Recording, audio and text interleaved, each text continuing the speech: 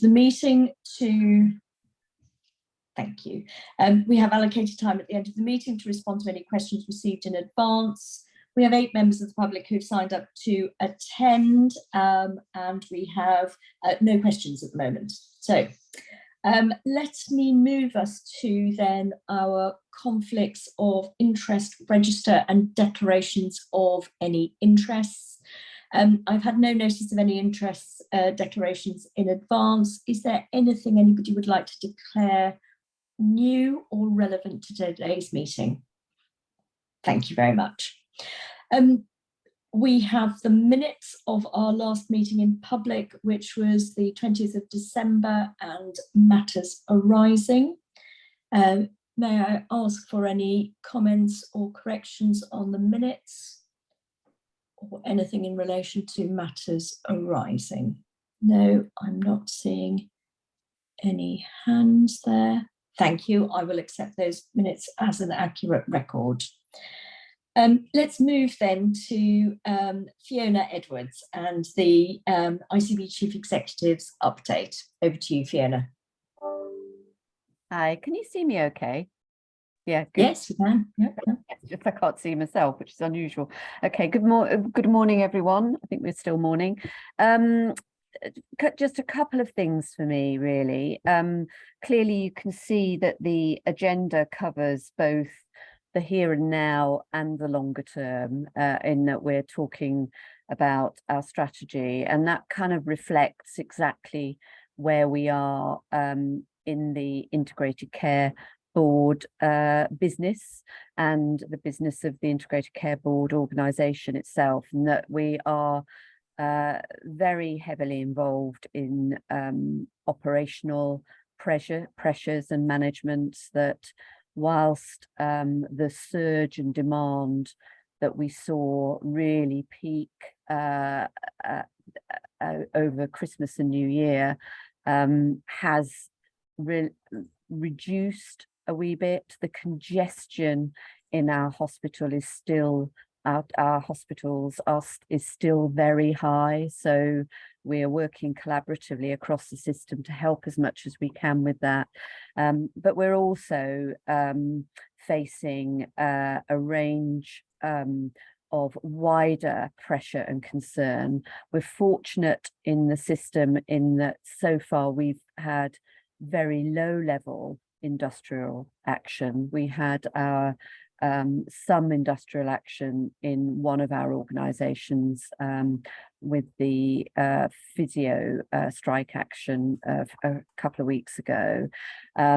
However, we all know now through the media that we have the ballot result from junior doctors, so we have to now plan for being able to respond to that alongside the impact that might have on our wider workforce industrial action, because we've been one of the systems that has not been in the NHS terms directly impacted. So a lot of pressure, huge amount of pressure being worked through. That said, the focus to protect and carry on delivering our waiting list targets is really high, and we'll come on to that in the agenda item later on around urgent and emergency care and operational challenges. And then we're also in the midst, as we always are at this time of year, in terms of planning. So we've got our usual NHS planning systems to reflect coming towards the year end, managing our financial pressures, but also planning for delivery and improvement of performance, and also financial delivery going forward. That is occupying health partners at the moment, as well as building and refreshing our wider strategy for all public service partners, along with the voluntary sector and Health Watch and wider stakeholders. So that's where the focus of our attention is. I'm really struck by the focus of our board on workforce. We're all extremely concerned about the pressures and stress and strains that all of our staff are bearing across health and care and in the wider public service. And it really behoves us to really focus on providing the right support and leadership at times of great stress and pressure, especially when all our residents as well as our staff are facing significant personal financial pressures as well, as the stresses and strains of work. So really mindful that in spite of that, we hear stellar performance stories of kindness, compassion and care for people that live in our communities and for relatives of ourselves. So I think it's really important that we acknowledge and thank our staff for continuing to work as well as they can and as kindly as they can for the benefits of our residents and communities. And that's it from me, Chair. Thank you very much, Fiona. And as Fiona says, we're going to be picking up a number of areas in more detail.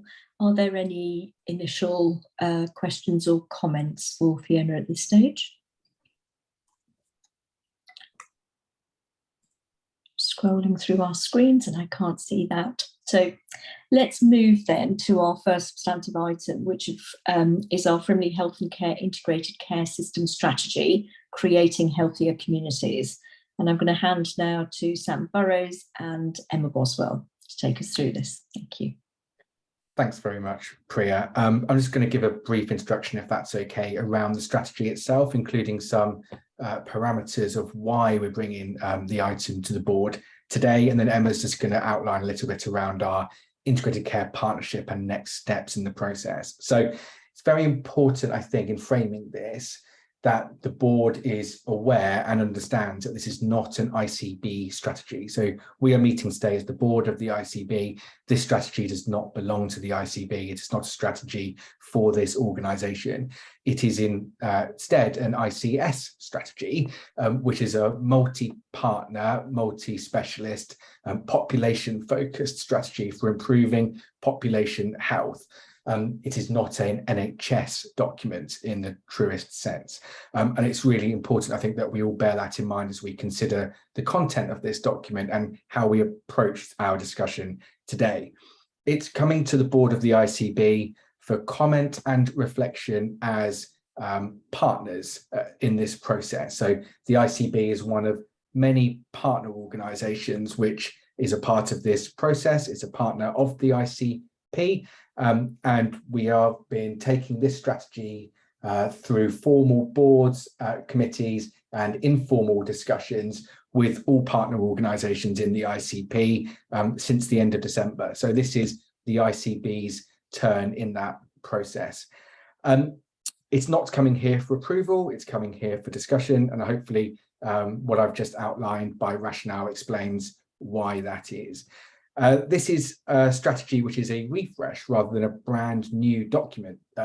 Members of the board will be aware, I think, that in 2019, the Frimley ICS published its first ICS strategy called Creating Healthier Communities. We have retained the title, as you can see, or what's being shared on the screen, and it has been through a process of update to reflect that the world has changed significantly since 2019, when the first strategy was produced.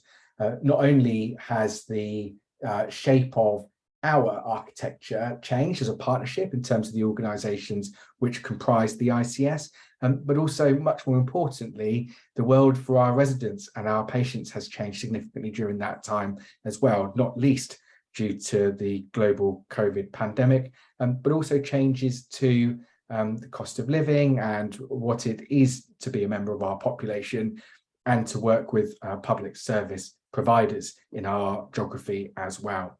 We have retained the core strategic objectives of the 2019 strategy. The ICP felt very strongly when it met, both in September and November, that the two headline objectives, the first of which was to reduce health inequalities for our residents, and second one, which was to increase healthy life expectancy, were both relevant for today and had not yet been accomplished in the strategy that had been published in 2019. We have therefore retained those as our 2 headline strategic objectives. You'll notice that our 6 strategic ambitions, as set out on the slide in front of you as well, are also very similar. They're not quite exactly the same. You'll notice that strategic ambition number 3 is now titled People, Places and Communities, because we felt as an ICP that better reflected the work we are undertaking in this space rather than the previous community deal ambition. The 6 ambitions in totality are starting well, which focuses on, as you'd expect, our children and young people. It aligns very closely with the refreshed children and young people strategy, which this board saw at its first meeting back in July of 2022, and has been slightly expanded to cover children of all ages from 0 to 18. Our Living Well strategy is still heavily focused on primary prevention, the causes of longer term ill health, and addressing those things at the earliest possible opportunity, with a particular focus on obesity, hypertension, and broader cardiovascular disease. Our People, Places and Communities ambition is exactly what it says on the tin, looks at our communities at a place-based level and seeks to build stronger relationships between public sector, voluntary and charity sector, and helping communities be empowered to ensure that we can work together better to achieve those strategic objectives. Our Leadership and Cultures ambition focuses on how our people are organised and how we are developing leadership capability right across our partnership. It's not purely focused on health, but the public service as a whole. Our People ambition focuses on our collective workforce across the health and care system. As a partnership, we employ more than 40,000 people in health and care right across the Frimley geography. This is clearly a critical area of focus for us and our partnership. And then our outstanding use of resources addresses how we take our resources collectively and asks, by planning and using them together, what more we can achieve together. So that is the strategy really in a nutshell. The document that you've had in advance of the meeting today contains the detail of the emerging shape of it. It contains the detail at an ambition level in terms of priorities for the multi-year period ahead. There will be a further version produced for the ICP in March, which seeks to take the feedback that's been received from statutory boards and committees, both formally and informally, prior to going to the ICP in March for approval, which is the body which holds the statutory remit for that activity. I'm going to hand over to Emma just to say a little bit more around the ICP in March, and then Priya, happy to pause and take any comments or questions that members of the board might have. Thank you, Sam. And as Sam's alluded to, so the work of the Integrated Care Partnership Assembly across Frimley and its first few months of it being in existence has been really focused on co-designing the refresh of our system strategy. So we met in September as an Integrated Care Partnership Assembly, which has about 80 members across healthcare, voluntary sector, local authority, and our places and our system represented. And in September, we spent a lot of time thinking about how do we together as partners in this large assembly forum work together to co-design our strategy, and what our next steps for working together once we've got that strategy agreed. How do we operate in what's a really interesting forum partnership arrangement, which might feel very different from the ways other people have worked before.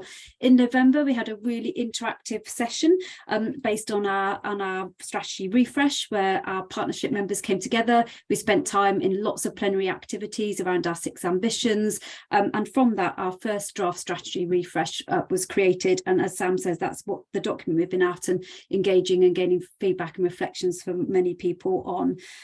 In March, we will come back together again as an integrated care partnership, and they've got some key aims for our time together.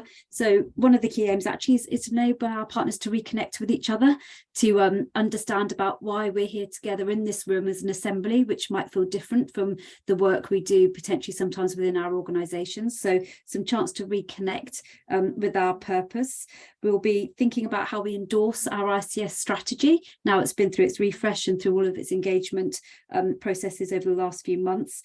think a bit more about our priorities under the 6 ambitions for the year ahead. So what are the unique things we will do together in this partnership forum that will have most impact together with our residents and our communities, and also to start to generate our thematic forward plan. So what are the things we want to spend time together in over the 4 meetings of the year that we have together?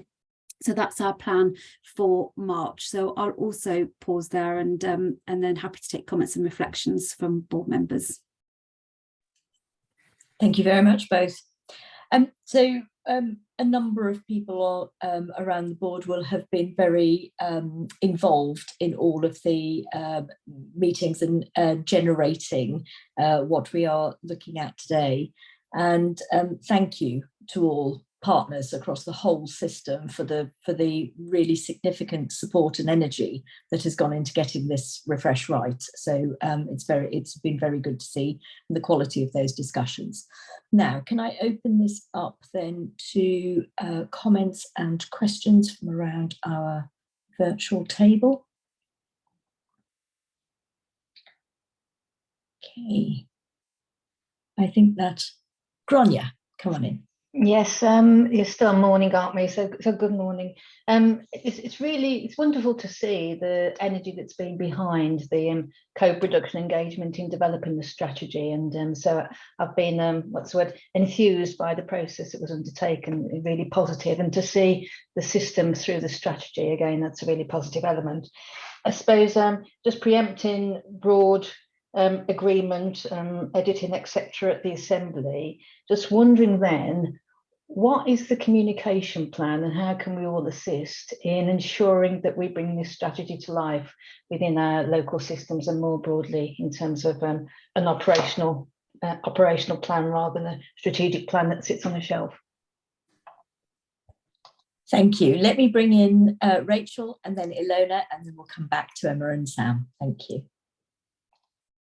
Well, I want to echo the comments about the engagement and the co-production and endorse the strategy overall. I hope that it secures the Assembly's warm welcome, as I think it should. I'm particularly wedded to the starting well section, as you might expect as a statutory DCS, and the chair of the Children and Young People's Board here in Frimley, which will be charged obviously with leadership in that area, and wanted to encourage colleagues, partners, everyone who's engaged in this board to think really hard about the positioning of the children and young people's developments within our thinking and really centre starting well. I know that all of the priorities have equal status, but when we deliver well for children, we create a lifetime of well-being, and so really wanted to take the opportunity to emphasise that, and thank you.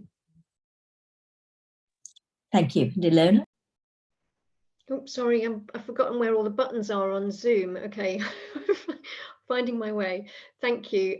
Really good to see this and to hear about the engagement and support from partner organisations. I had one reflection just really about when we take the next iteration to the following ICP Assembly.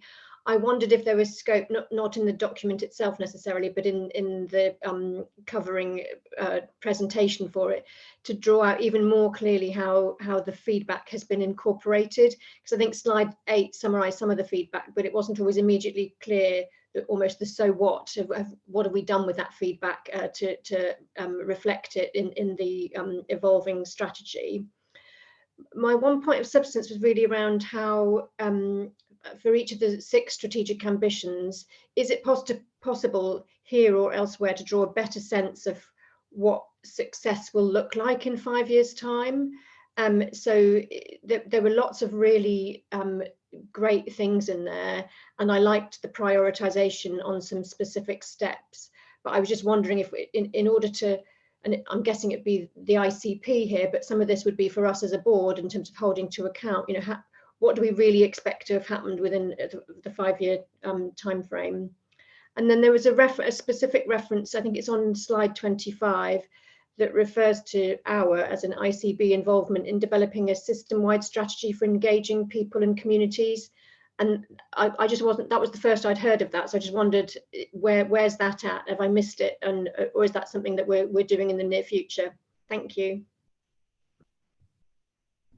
Shall I respond to some of those, Priya, and perhaps Sam can pick up a couple? So I think the next steps together with our partners through the Assembly is thinking about how we use all of our partners who make up our Assembly as the people who are our communication plan, who are the people who've been there helping to co-design that strategy together with us, thinking about how we will produce a short summary of the strategy, and thinking about the briefing materials, and then using our partners as part of that kind of social movement to share the strategy far and wide with our colleagues and our residents and our communities across our system. So that's something we've started to pay some attention to, and we could work together with our ICP Assembly members on. Ilona, specifically the point, so we do have a draft people and community strategy that was consulted on quite a long time ago now, fairly far and wide, however is in draft and comes back to some of the work we'll be doing together as a board in seminar mode to have a particular focus on the people and community strategy, which is our communications and engagement strategy, and looking about how that might now need to iterate and reflect given what we know and what we've learned as the maturity of our system has evolved. So I'll cover those 2 points, and Sam, I don't know if you want to pick up the reflection, feedback, and what success will look like.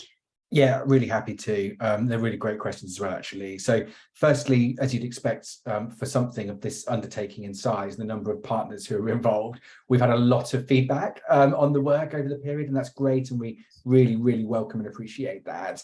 We are collating and cross-referencing all of that feedback in a tracker which shows A, what we've heard, B, the themes where you can group them, and C, where changes are being made to the document that reflects the feedback that we've had in. So it's really important when the ICP comes back together that it can see as an assembly what was said about the document that you've had today, and what that final version looks like when it considers it, and that people can see what they've said. I think we should acknowledge that not every piece of feedback can or should be incorporated. There'll be a rationale for things that may be better sat elsewhere. However, I'm pretty confident that the vast majority of feedback will be incorporated, and that clear line of sight will be present when the ICP does meet in March.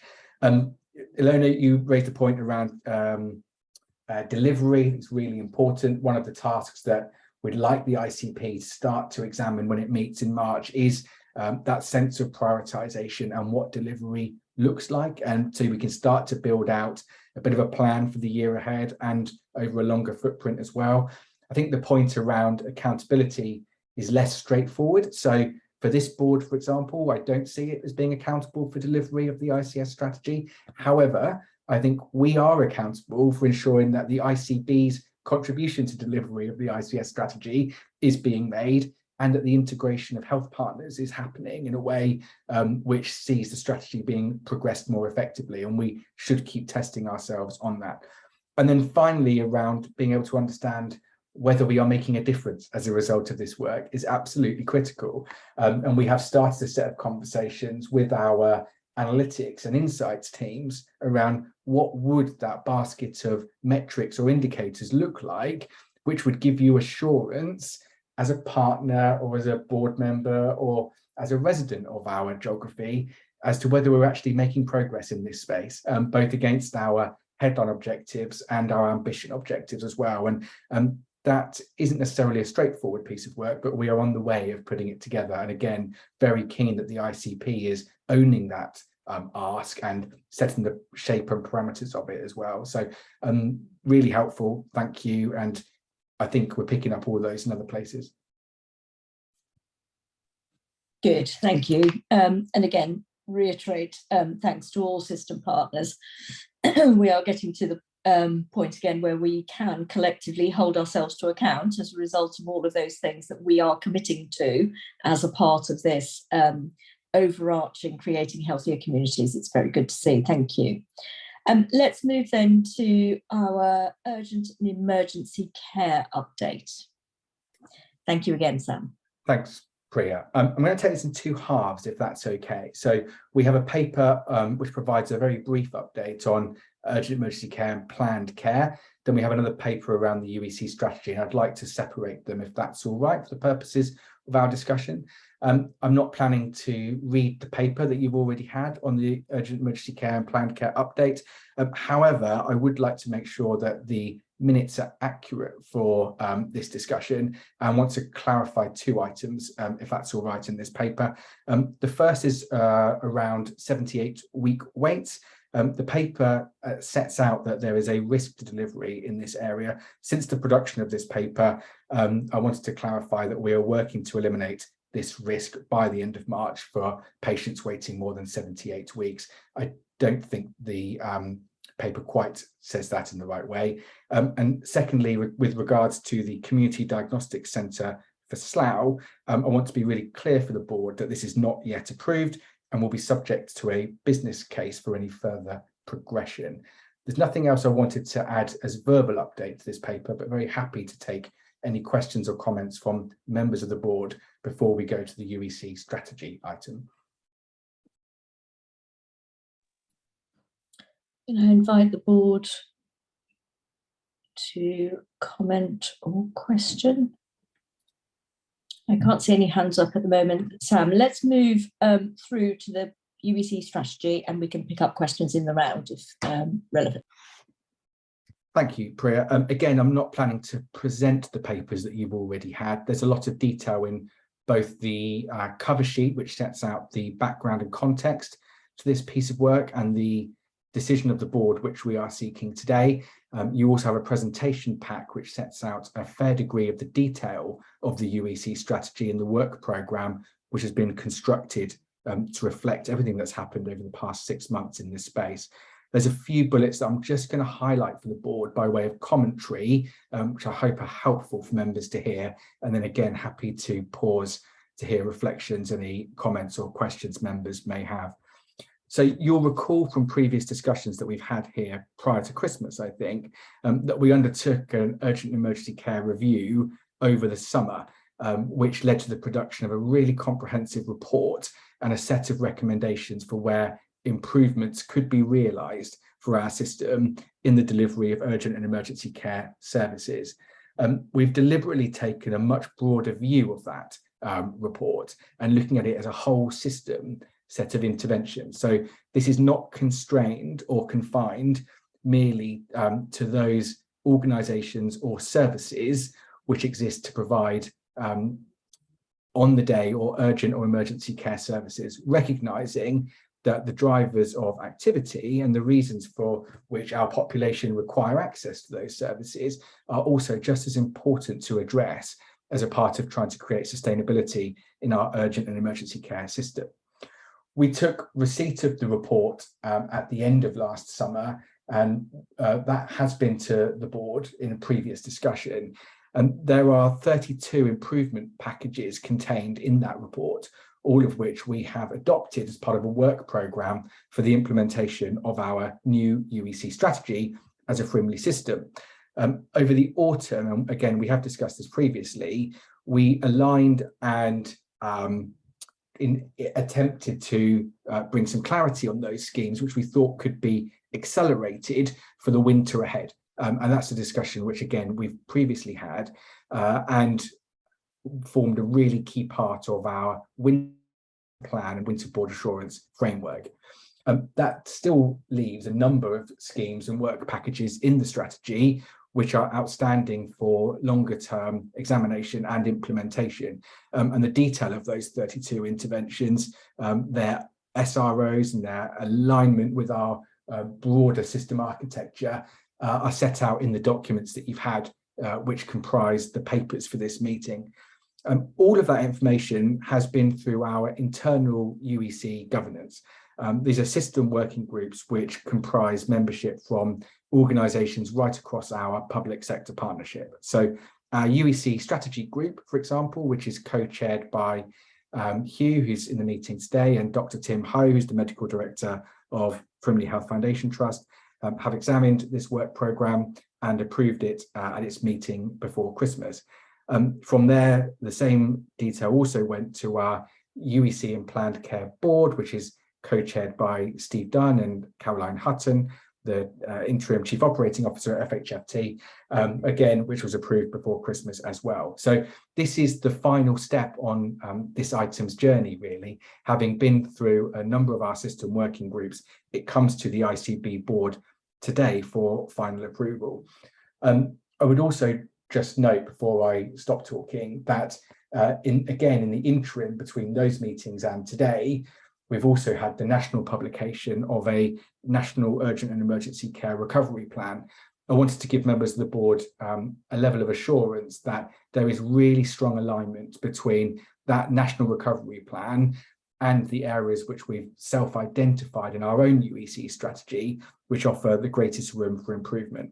When the UEC and Planned Care Board meets next week on the 1st of March, it will be taking a more detailed look at this to ensure that we are maximising our opportunities for delivering against both our local aspiration and the required national ask as well. In terms of next steps, clearly there's still an enormous amount of work to do to realise the full opportunity here.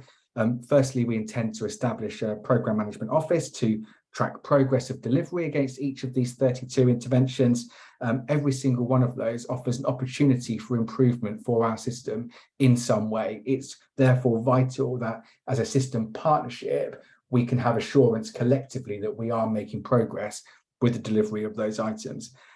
Secondly, I would like to create something which shows greater clarity and granularity of our forecast benefits and some of the timing milestones as well. The realisation of the full set of interventions here will take a significant period of time to realise. It's important as a partnership that we understand what the pace of that realisation looks like and when we expect those improvements to be available to our residents.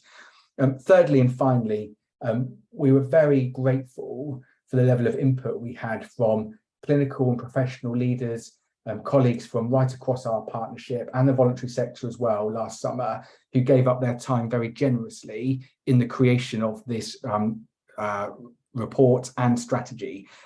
It's really important that if we can achieve the board's approval today for this work, that we can then start communicating back to them, to thank them for that contribution that they made, but also to set out back to them with more clarity what is going to change as a result of the contribution which they offered in that process. I don't think I've got more to say that at this juncture, Priya, but very happy to take questions from the board because I'm sure there will be some. Thank you very much, Sam. Very clear and a clear paper. Thank you. Comments and questions. So Paul first, please. Thanks very much, Priya, and thanks, Sam. I think it's a really excellent piece of work. It's really great to see this all come together. So just really thinking about that point you made right at the end about operationalising it.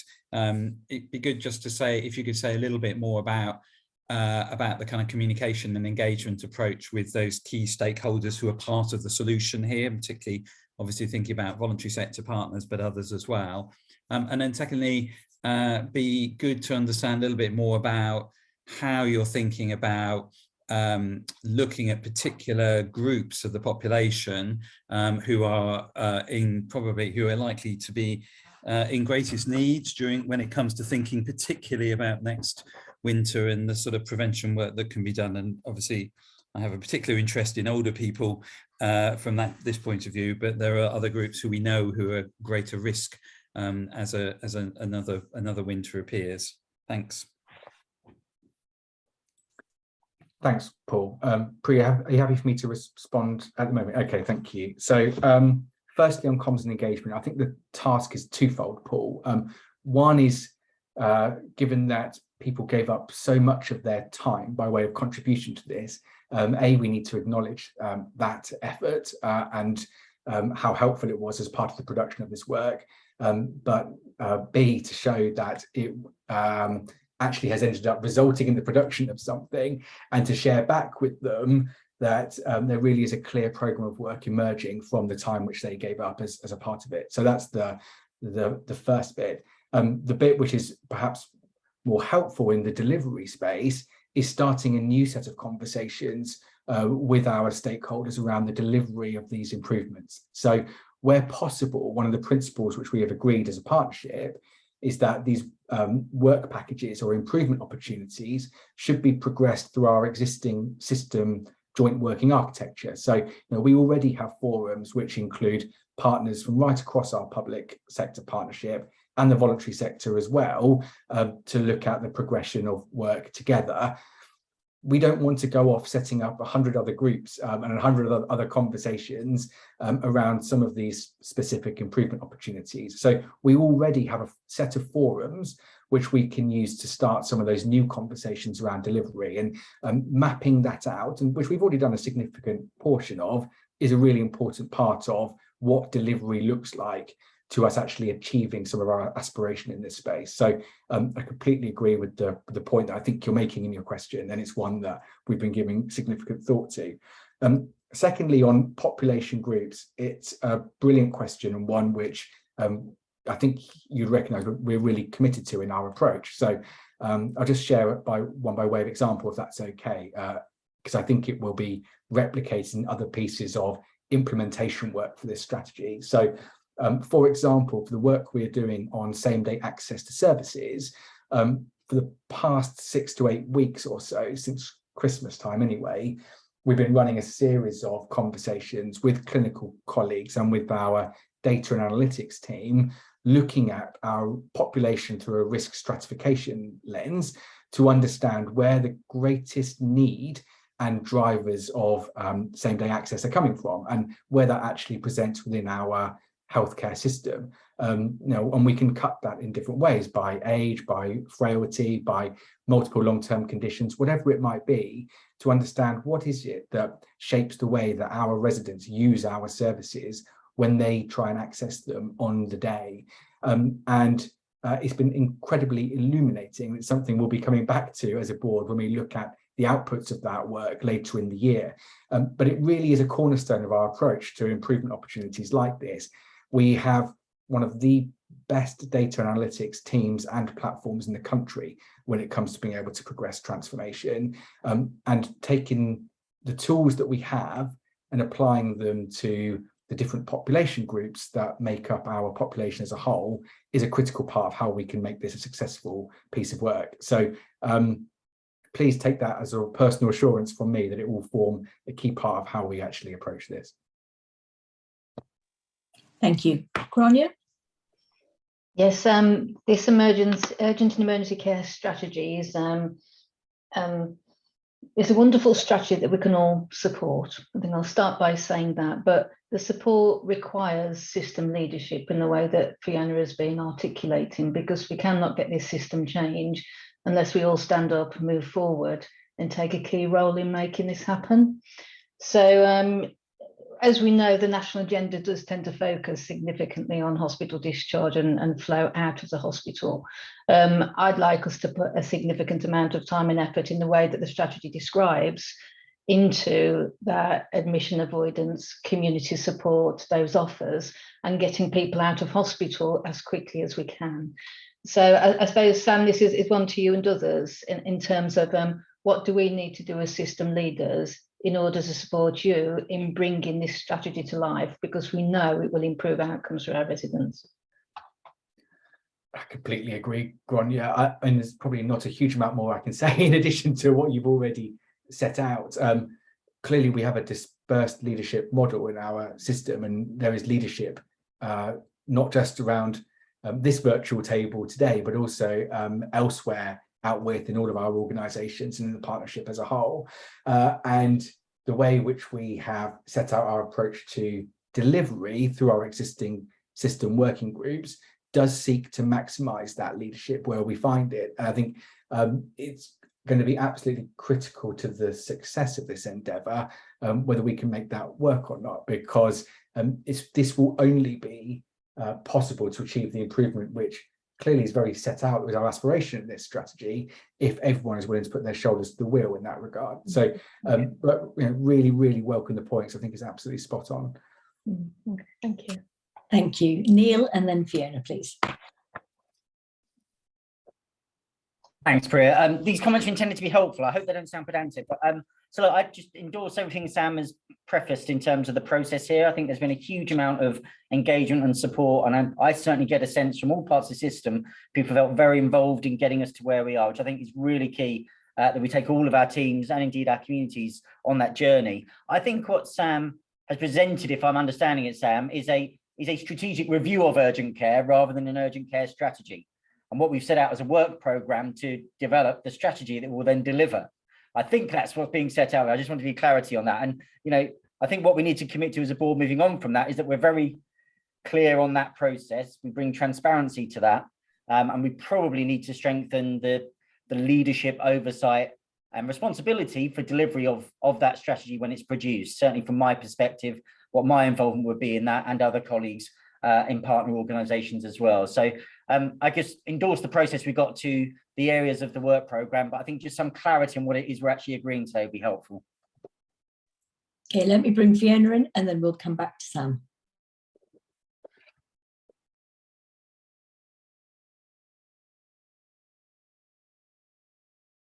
You're on mute, Fiona. I wonder if I could answer that question, because I don't want the board to be confused about what it's approving. And then I'll come in, because I want to answer Grania's point about the leadership required. Yeah, if that's all right. Thanks. Yeah, so Neil, thank you. I think that's a fair way of describing it in terms of nomenclature. I'm really clear in my mind that what we're asking the board to approve today is the package of work that's set out in the papers, which forms essentially our UEC improvement programme for the years ahead. It's a massive programme of work, 32 interventions, a few of which have been accelerated admittedly, but leaves a significant amount still to be delivered, which we want to deliver as a partnership together. And I think that package of work alongside the review that's already undertaken together forms our strategy as a whole.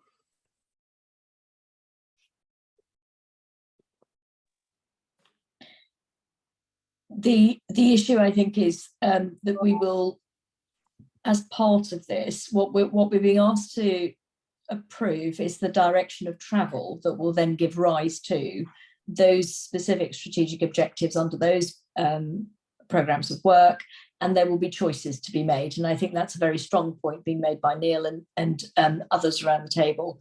And it ties into the points that Grania was raising, and I'll hand over to Fiona in a minute, around the fact that this can only succeed if we are all part of the process to deliver it, and therefore to track those outcomes that we are collectively looking to achieve. And there are going to be elements that will fall to us all individually as well as collectively, because the programmes of work and the pathways that we're talking about won't belong to any one area or organisation. They will be multidisciplinary as part of that, and go well beyond health as well. So Fiona, would you like to come in? Yeah, I mean, I think it is really clear this is a strategic programme, and so, but there are issues within it, that there are work streams that still need some choices to be made, of which we need to step through. And I think the board does need to be clear about that, as Sam and you've described, Chair. And there are points of disagreement, and there will be dilemmas for us to address as a leadership group, which goes to Grania's point, because actually I think the board should be reassured and assured that the level of engagement has been really high. There are members sat around this virtual table that have been directly involved and are taking on leadership roles. Grania is one of them, in terms of particularly looking at the sort of whole system approach to discharge and prevention and etc. But that is one component of so it's stepping forward, as people have been doing, but also owning that at some point we're going to have to make some choices, and then how are we going to navigate where not everyone likes those choices on some of the models that we will look to implement, rather than the risk is that we kick the can down the road.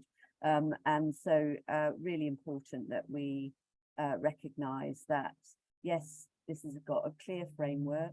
There is a lot of work already being delivered, and the leadership required, I think, is to stick with it and not, as we can have a tendency to reject the whole construct because we don't like a component of it, if you see what I mean. So I think that's the leadership it requires of us as a group, and to say if we're not happy with how something is being organised, to really pick that up and offer to help with sorting it as well, which I think, to be fair to everyone's really engaged and is working in that way as well. But the stakes are really high for somebody like Neil and FHFT, where the challenges in the system will manifest in a very congested hospital and emergency department.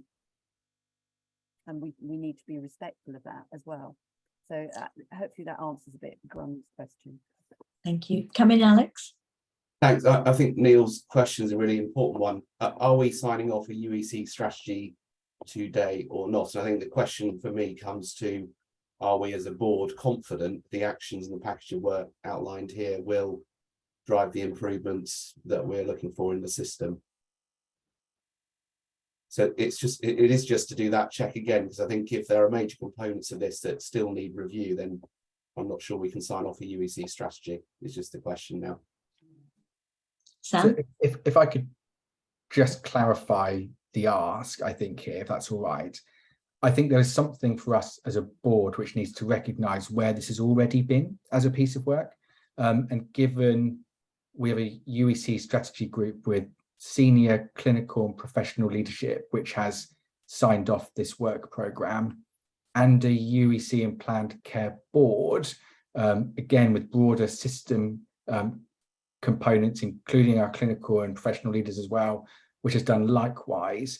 I think I'd want to be very clear what I was taking back to both of those fora if this board felt there was something missing or that it was unable to approve in front of it today. So in bringing all of those comments together, what I'm hearing is that there is support and approval for the strategic review and the implementation of those elements that flowed from that, and that they are captured, and we believe that they are captured in this strategic document. Where there is more work to be done, and that is the endorsement that this board is giving. Where there is work to be done, which is obviously to be done, is around the discipline and programmatization of all of those strands of work, with clarity for all system partners about how we play our best game in order to make this work, so that collectively we do know what outcomes we are rowing towards, and we know what it will take, and we can make those individual decisions. We'll make those decisions together, but they will have impacts for all of our organisations within the system as well. I think our collective understanding that the purpose of this is to, as Fiona very eloquently puts it, system pressures manifest themselves in certain places. They manifest in ED, they manifest in delay to discharge, etc. But they are not the responsibility of one party in all of that. And I think there is really strong, cohesive support for that fact and the commitment to work towards the programmes of work that are going to underpin this and make them successful. So I would ask the board to confirm to me that they endorse the direction of travel for the UEC strategy, that they would want to see greater clarity and granularity in relation to the programmes of work, and that we will want to understand how we're tracking it and the visibility of that tracking as a system-wide tracking, and that this is underpinned by really robust communication so that all parts of the system absolutely understand the role that we can play individually and collectively. Does that encompass, do we believe, the feedback and issues? Great. I think, Sam, we want to feed back to the two groups that you have mentioned, significant and undiluted support. And that's the thing that we want to keep the momentum under. It's been very good to see that cross-system working. Thank you. Right, I'm going to move us then to our in-year performance, please. So, Rich, you are going to take us into this. Thank you. Thank you, Chair. Can I just ask? Sorry, I can't remember who's got a slide to share. Is it Ollie? Ollie's always in the driving seat, as far as I understand. So, is that right, Ollie? Can't see him on the screen. That's the one. Thank you, Ollie. What we are reporting to the public board today, if you want to go on to the next slide, Ollie, if that's possible. Thank you. Are the key headlines across workforce quality and safety, operational and financial performance. If I cover financial and operational first, so operational performance, there has recently been a slight easing of the extreme pressures which were seen through Christmas and at the very beginning of the year, but the system remains under pressure. Accident emergency waiting times are still an issue, and there is a much higher proportion of high acuity patients attending. Daily bed capacity occupancy is over 95%. And patients with a high 21+ day length of stay is materially higher than it was this time last year. So despite that easing of the pressures that we saw at the beginning of the calendar year, the urgent emergency care system remains under some fairly extreme pressures. The same is true of mental health, urgent care, significant pressure in January, and regular cycling in and out of Opal 4 with a mix of high bed occupancy, delayed discharges, resulting in a very similar picture to that of acute hospitals. And this despite the fact that 391 acute admissions are reported as having been avoided through the use of virtual wards in December. In terms of financial performance, the ICS reported at month 9, so that's the December position reported in January, a year-to-date deficit of £26.4 million and a risk-adjusted forecast outturn deficit of £28 million. There remains a good chance that that outturn position will be mitigated on a non-recurrent basis by receipt of additional funding, and we remain in discussion with NHS EI about the adult social care discharge funding allocation to the system. That's the update on operational and financial performance. I'm going to hand over to Caroline to cover the workforce, if that's okay, Chair. Thank you. Thanks, Rich. Just 3 areas we've pulled out in terms of the workforce picture. As reflected by Fiona at the start of the meeting, obviously industrial action is of concern and seen as a key risk across the system for public sector services.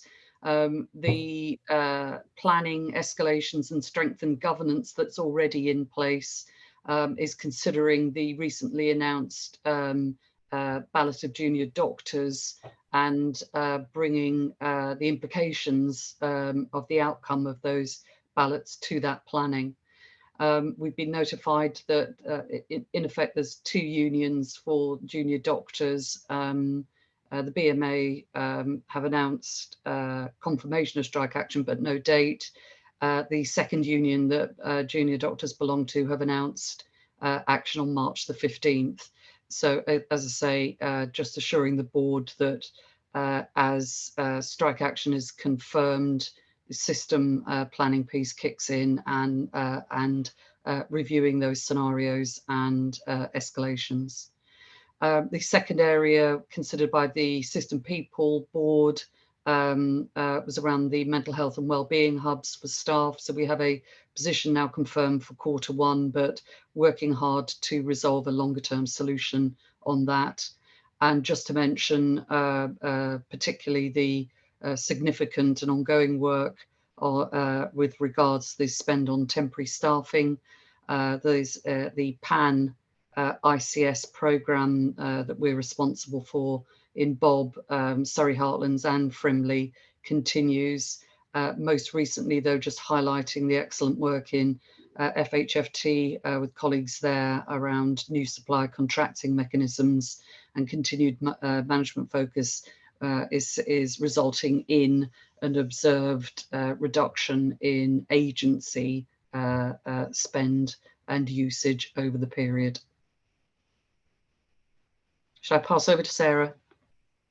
Yes, please. Oh, thank you, Chair, and thank you, Caroline. I think notwithstanding the things other people said around workforce and operational pressures, because obviously they influence quality and safety, the thing that we wanted to highlight was the increase in C. diff and E. coli infections. I think that the explanations of why these have increased are there, but I think actually we need to think about the measures that we're going to put into place to address some of the additional increased antibiotic prescribing. We are reinvigorating and resetting up an antimicrobial resistance group, which our medical director, Dr. Luther Rye, will chair. We are looking at bringing in a number of things, such as a hydration project to improve hydration and reduce the risk of UTIs across care homes and with people in their own homes receiving care. I think that's probably what I wanted to say about the IPC stuff. It's wider, although you've seen the numbers increase in the hospital, it's a system approach that's required for this. Thank you. And thank you, Ollie. That's great. So comments and questions, please. Ilona? Oh, thanks, Bria, and thanks all. Really helpful update. It was just really a comment I wanted to make sure we'd sort of captured in this forum, which is that our performance reporting remains a work in progress, and one of our subcommittees has been looking at it in more detail. But I just wondered, and it might be for Rich, do we have a sense of time frame for when we'll get a kind of fuller report for this meeting going forward? Given we've had a kind of summary report now for a number of months. I'm just keen to get an update on that. Thank you. So happy to come back to you on that one. I think it partly depends on, I'm off mute, yes. I think it, so as you're aware, Ilona, some of the figures that are reported are behind time for complete accuracy, partly because of the EPR issues with the implementation of EPIC at Frimley, and we will continue to iterate that and to develop it, but I'm happy to go back to the team and come back to you on the kind of timelines for that. Thanks. Thank you. It's really important for us always to have the narrative that overpins it, because it draws the individual markers together, but the mandatory reporting as well, the visibility of that would be really helpful. And then that will sit next to our own reporting in relation to the pathways, the major transformation pathways that we are undertaking, so that we know what measures we have and how we are achieving those. So thank you in advance for the work that will put together that really comprehensive pack for us. Any final questions on our in-year performance? No, okay. I haven't any questions from the public. Is there any other business from around the virtual table? No. Thank you. We are slightly over time. I'm very grateful for the really comprehensive and rich discussion about our UEC work, because that's our major transformation programme, and it is vitally important that we get that right. Thank you also for very committed cross-system leadership around all of the things that we've discussed, and particularly the feed into the strategic objectives of strategy refresh for the ICP. One thing I just want us to reflect formally, I think, is the feedback that we've received about staff and about the dedicated and caring nature of our staff at times when they're under enormous pressure. And that has come from patients and carers in circumstances where they are under enormous pressure too. So I think reflecting that back to our staff and that thanks is really important for us. Oh, I have Ilona and Sarah. I'm so sorry to have held you there. Come on in, Ilona, then Sarah.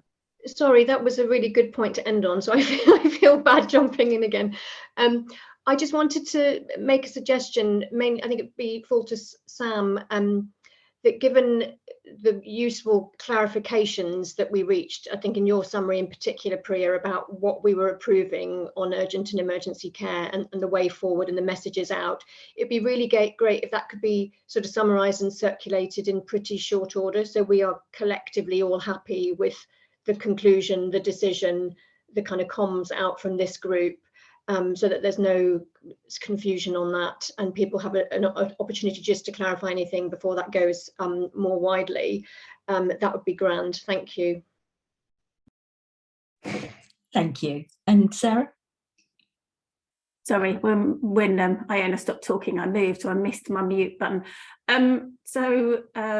It was really just to point out the SVD paper, the Serious Violence Duty paper, in case anybody had any questions for it. I think it's relatively self-explanatory and notes that we are taking it seriously, reviewing our capability and capacity and working with the Police Crime Commissioner and the local community safety partnerships. It won't be a one size fits all because we have different challenges in different areas, and we recognise our requirements to work with that.